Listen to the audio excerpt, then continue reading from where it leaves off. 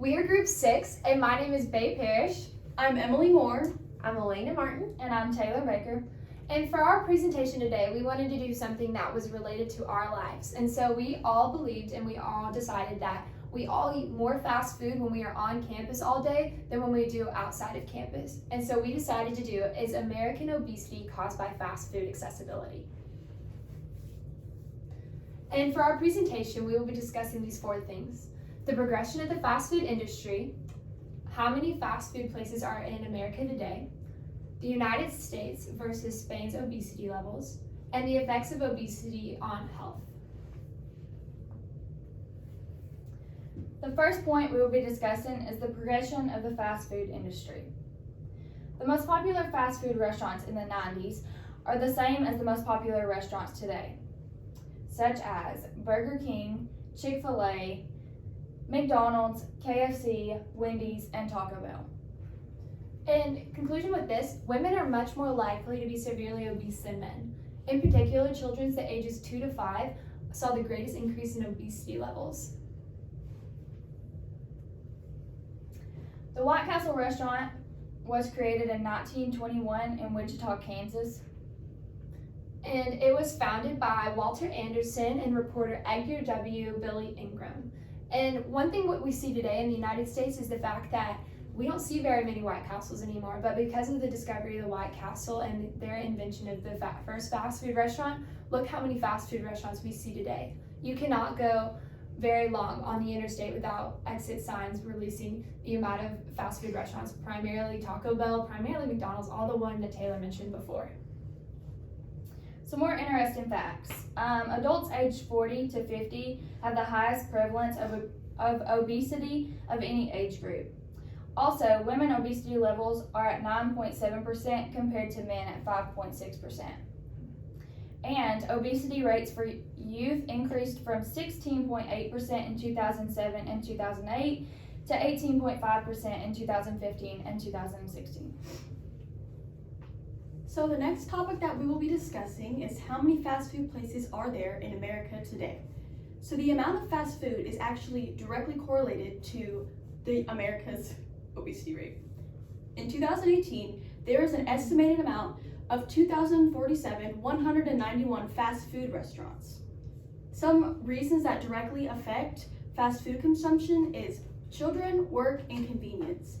The amount of children that a family has affects how many fast food restaurants they go to, how often they go to. So families go to fast food restaurants 38% more than they go to like a sit-down restaurant. Most families only go to a sit-down restaurant about 19% of the time, but go to fast food restaurants 38% of the time. And that is also linked to convenience. One really good example for convenience is the students here at Tennessee Tech. So I know for me, for example, during dead hour, I will go to Chick-fil-A and get myself something rather than go all the way back to where I live, make myself something, and come all the way back. So also there's Steak and Shake on campus and a Which, so there's a little bit of something for everybody. So the average work break for American employees is 30 minutes. We found that the shorter amount of time the employees have, the less likely that they're going to go home and eat. They're just going to go find a drive-through and pick up something that's close to them in convenience. So the top 4 most popular restaurants in America, and first is McDonald's, second is Burger King, third is Chick-fil-A, and fourth is Subway. So Burger King last year alone raised $8.6 million, and Chick-fil-A increased 13%. And Subway actually has 12,000 more units than McDonald's worldwide. So upon doing further research, we did the USA versus Spain obesity rates. So in America, the obesity rate is 30.6%, and in Spain, it is 13.1%. So what is the most prominent fast food restaurant in these 2 countries? In Spain, it is Burger King, which has 750 locations. And in America, it is McDonald's, which has over 14,000 locations.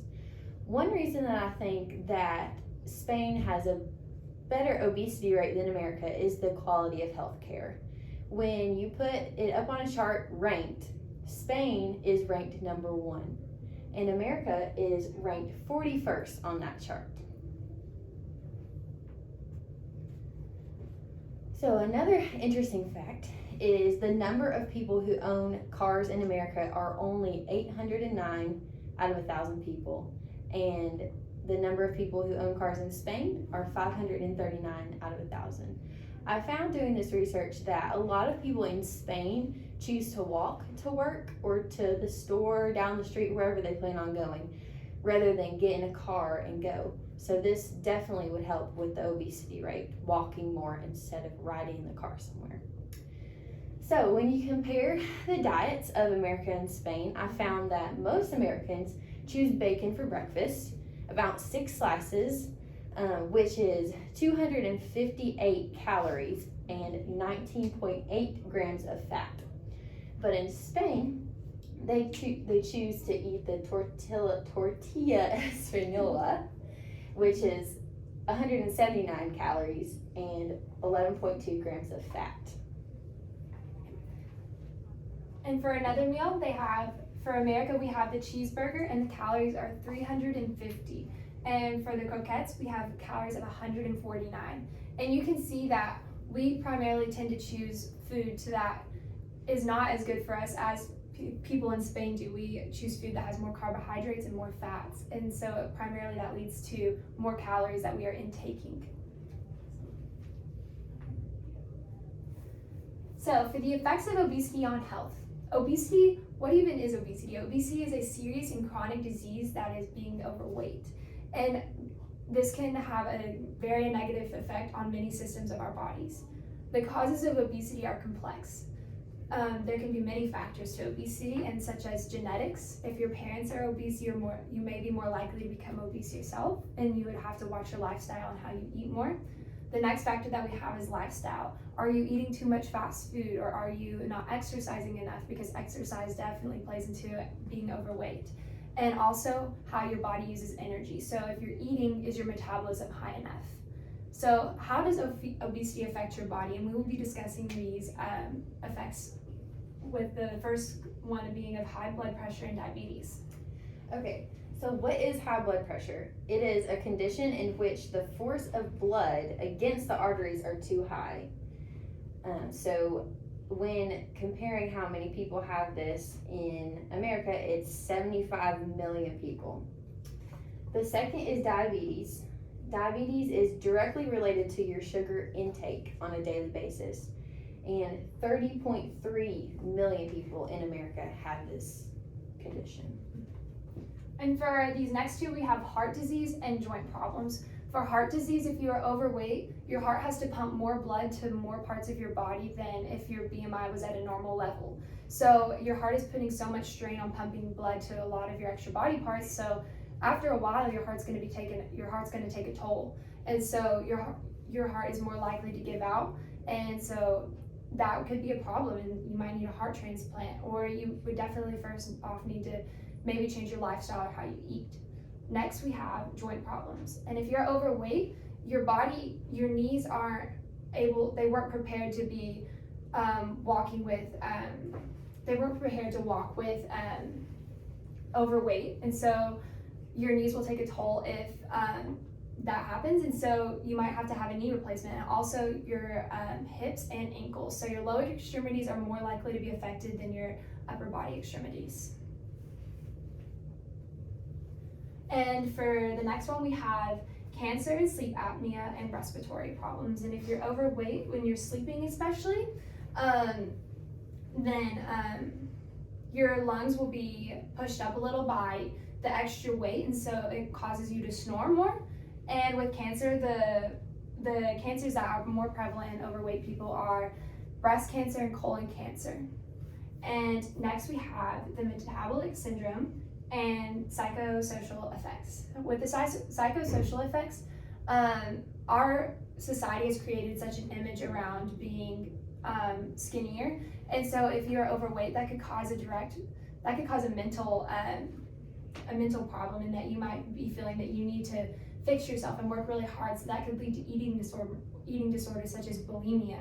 And so we see more of a rise today than ever before of the fact that there are locations where you can go to get help for eating disorders. And so being overweight in our society, it can have a psychosocial effect on how you view yourself and how your self-esteem is. And lastly, I mentioned before, what is BMI? BMI is the body mass indicator, which will indicate if you have the correct amount of body mass. And so you calculate it by the weight in kilograms over the meters per square foot of your height. And so for me, I am 150 pounds and I am 5'11". And so my BMI is about around 21. And so I'm considered in normal range of a normal BMI. And so if you're 25 to 29, then you are considered overweight. And then if it is 30 to 34.9, you are considered obese. And if it's above 35, you are considered extremely obese. So that's one way you can keep in check if your BMI is accurate, and if what you need to do is fix your lifestyle, as I mentioned before, or you could even see a dietitian. So, in conclusion, Taylor talked about the progression of fast food industries. I talked about how many fast food restaurants are in America today. Elena talked about USA versus Spain obesity. And May talked about the effects of obesity on health. Thank you for watching our presentation, and we hope that you learn more about the obesity in America today.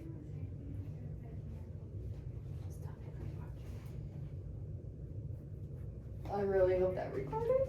What is God, if it didn't record. It did. It did.